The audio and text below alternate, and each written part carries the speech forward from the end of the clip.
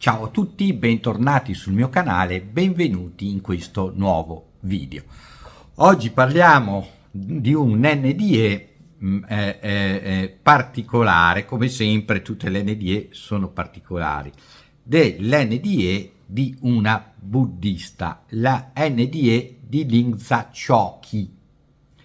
E lei è stata un maestro della fede buddista e cerchiamo di capire cosa le è successo. Innanzitutto parliamo di un fenomeno poco conosciuto in Occidente, ma molto familiare ai tibetani. Infatti Lingzha Choki era tibetana, che è il Delok. Il Delok, tradotto, diciamo così, il significato dal tibetano, è colui che ritorna dalla morte.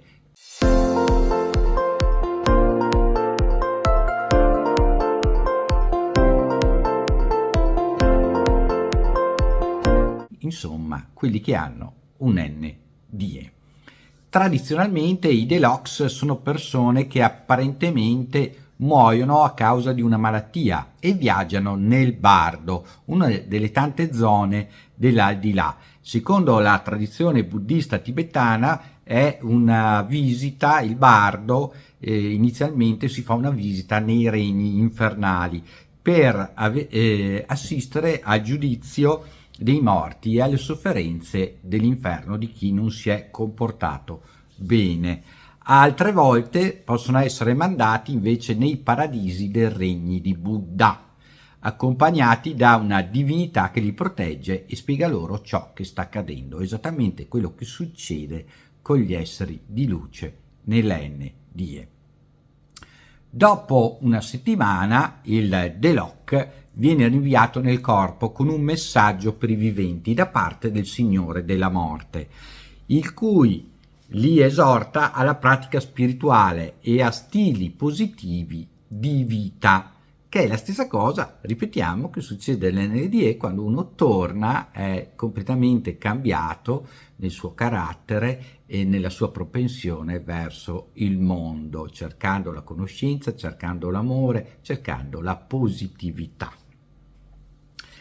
Spesso però i Deloks, un po' come succede anche nella nostra cultura occidentale, hanno difficoltà ad essere creduti e passano il resto della loro vita a cercare di raccontare, di spiegare alle persone la loro esperienza e a convincerli a cambiare il modo di vivere, proprio perché la vita sulla terra, il nostro comportamento, il nostro atteggiamento ci aiuterà nella vita ultraterrena.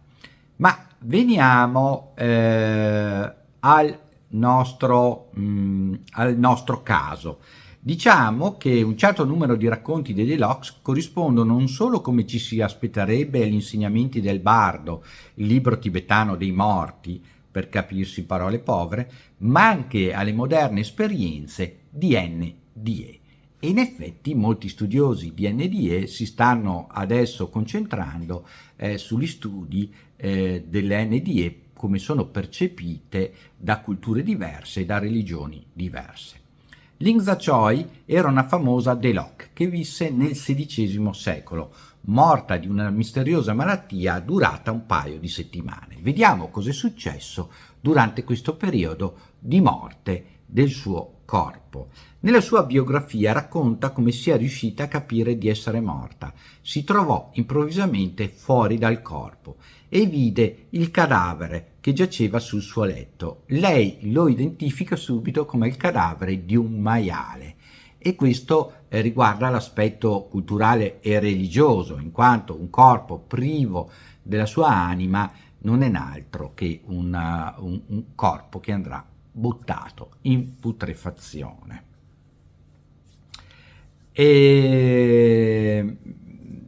Allora questo corpo aveva addosso i suoi vestiti, freneticamente cercava di comunicare con la sua famiglia per istruirli come organizzare la cerimonia funebre, ma non riuscendo come dire, a comunicare, e vedendo che la sua famiglia non si curava di lei né offriva alcun cibo al cadavere, al morto, e quindi non rispettava la ritualità, gli veniva da infuriarsi. Questo ci racconta nella sua biografia. Quando poi invece vide i suoi figli piangere, si sentì come cadere addosso una specie di pioggia di sangue che le causò un dolore intenso, mentre provò una grande gioia ogni volta che si recitavano preghiere rituali e felicità incommensurabile quando finalmente giunse davanti al maestro che stava meditando per lei. Sì che la sua mente e la sua, cioè la mente del maestro e la sua di lei, divennero una, e quindi ci fu uno scambio di esperienze, che è la stessa cosa che vediamo accadere nelle NDE raccontate nelle versioni occidentali.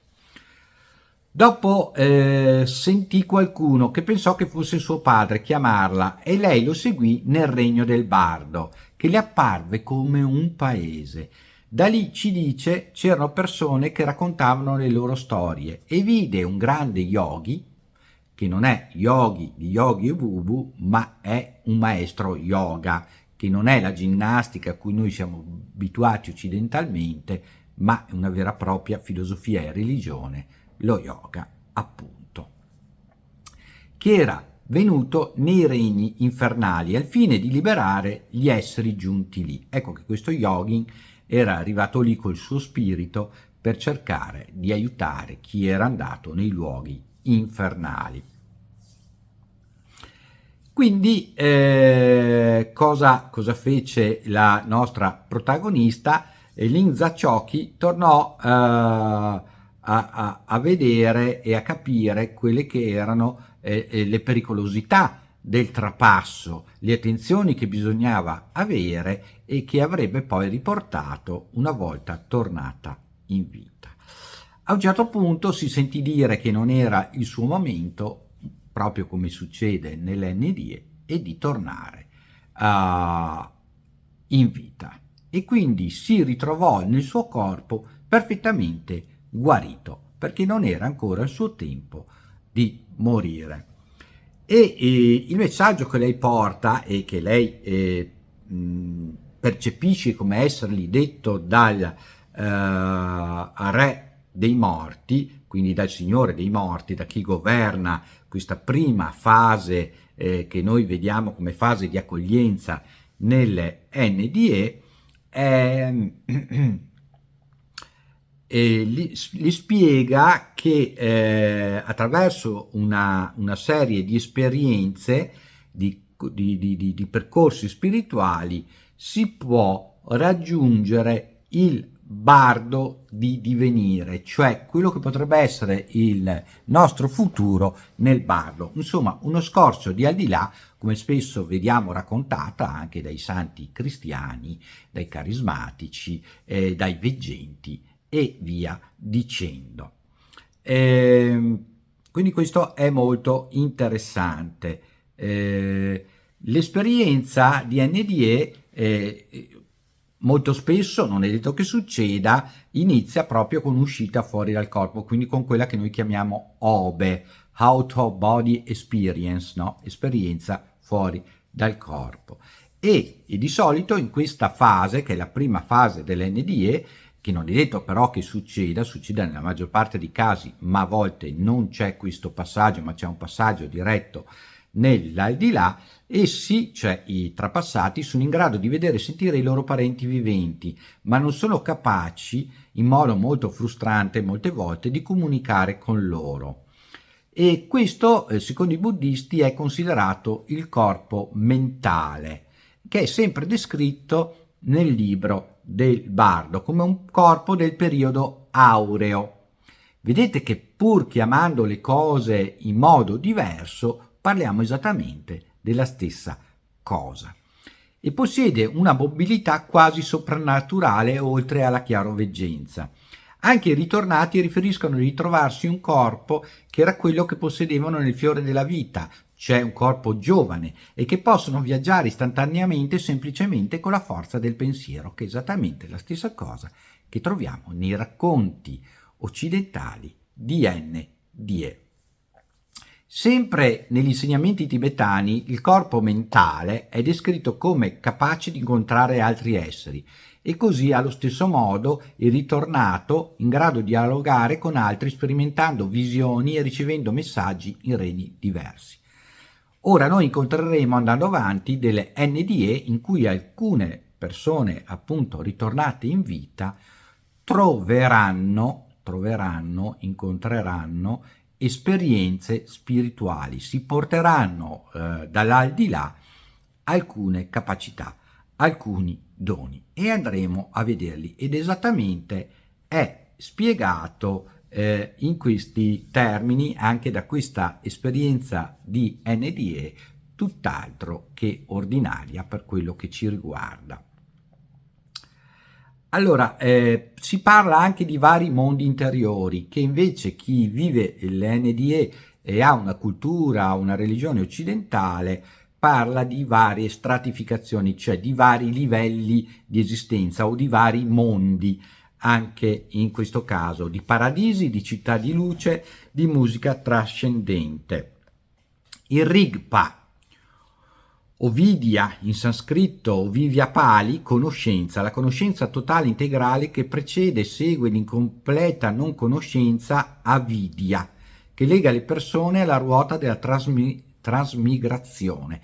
Quindi vedete che anche questo tipo di conoscenza ultraterrena viene sperimentata nell'NDE. Si tratta solo di modi diversi di riconoscere o di identificare le varie fasi a secondo della propria cultura, religione, credenza e capacità di comprensione, nonché capacità di accettazione. Benissimo, molto interessante questa NDE tibetana, appunto, l'NDE di Lingtsa Choki. Scrivetemi qua sotto nei commenti se vi è interessata, come la trovate, se rivedete anche voi le stesse cose che ritroviamo nelle NDE occidentali. Iscrivetevi al canale, mettete il like, condividete il video sui vostri social, così aiutate un po' il canale a crescere. A tutti voi un caro saluto, ci vediamo in un prossimo video. Ciao a tutti da Ermanno. Ciao!